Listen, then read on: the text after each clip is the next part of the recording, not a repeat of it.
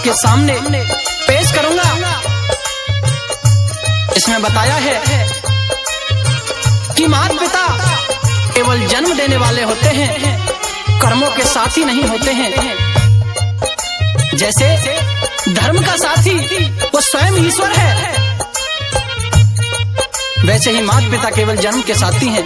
ना तो अधर्म का साथी वो ईश्वर रहता है और ना ही कर्म के साथी माता पिता रहते हैं। इंसान को स्वयं ही अपने करे कर्मों का फल भुगतना पड़ता है। सुनेंगे तरुण बालियान शादीपुर की आवाज में।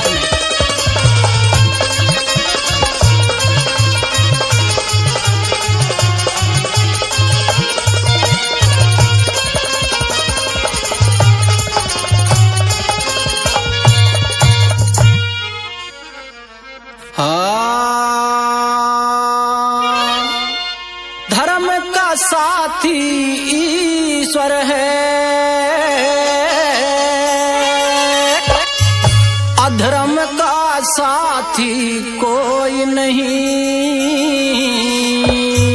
जन्म के साथी माता पिता और कर्म का साथी कोई नहीं। जन्म के साथी माता पिता और कर्म का साथी कोई नहीं। धर्म का साथी ईश्वर है, अधर्म का साथी कोई नहीं। जन्म के साथी माता पिता है, कर्म का साथी कोई नहीं। जन्म के साथी माता पिता है, कर्म का साथी कोई नहीं।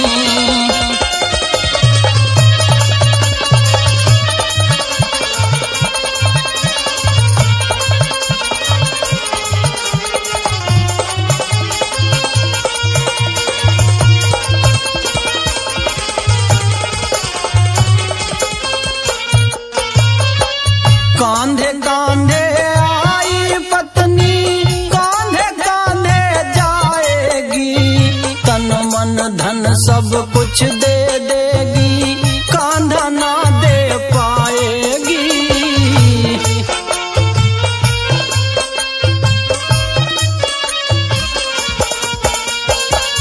कांधे कांधे आई पत्नी, कांधे कांधे जाएगी। तन मन धन सब कुछ दे दे पर कांधा ना दे पाएगी। सुख की साथी दुनिया है, सुख की साथी दुनिया है, पर दुख में साथी कोई नहीं। जन्म के साथी माता पिता है, कर्म का साथी कोई नहीं। जन्म के साथी माता पिता है, कर्म का साथी कोई नहीं।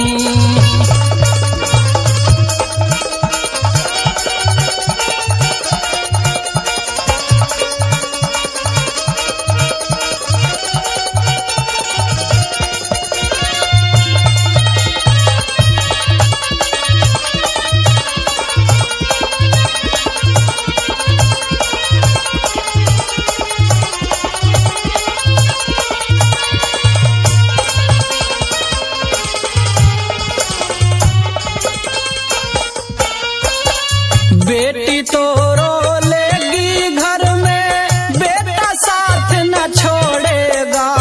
दफन करेगा मिट्टी में, तुझे जला जला कर छोड़ेगा।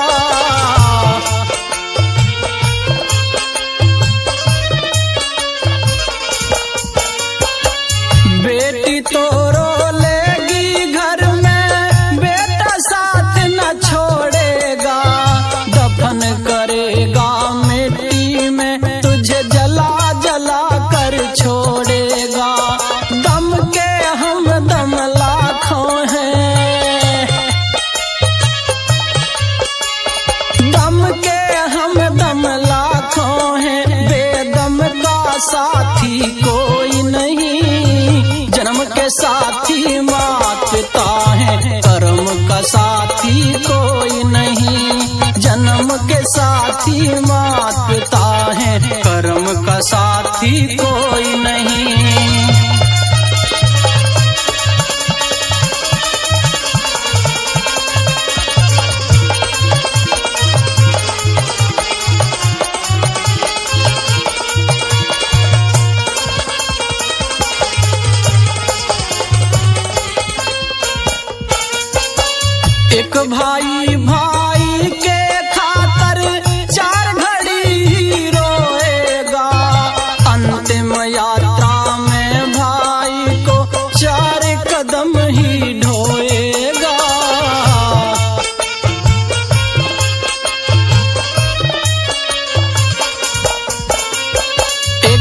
भाई भाई के खातर चार घड़ी ही रोएगा। अंतिम यात्रा में भाई को चार कदम ही ढोएगा। जीते जी के रिश्ते नाते,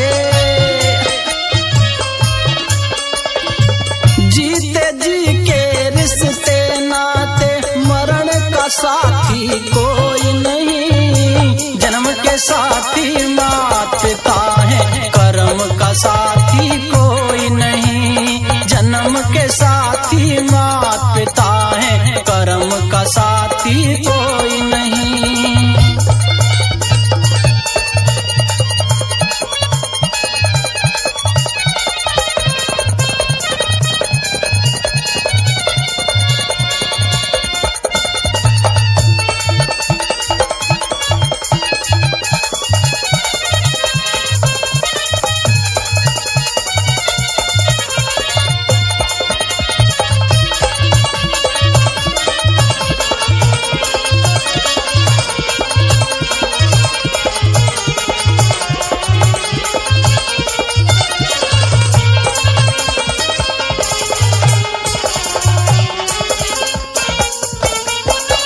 मित्र तुम्हारे शत्रु बनेंगे, वो भी मुख को मोड़ेंगे।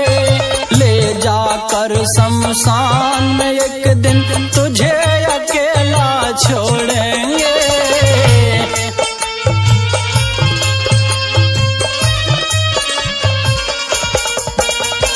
मित्र तुम्हारे शत्रु बनेंगे, वो भी मुखड़ा मोड़ेंगे। जाकर शमशान में एक दिन तुझे अकेला छोड़ेंगे। सबका साथी स्वयं बना, सबका साथी स्वयं बना, पर स्वयं का साथी कोई नहीं। जन्म के साथी मात पिता है, कर्म का साथी कोई नहीं। जन्म के साथी मात पिता है, कर्म का साथी कोई नहीं। धर्म का साथी ईश्वर है, अधर्म का साथी कोई नहीं। जन्म के साथी मात पिता है, कर्म का साथी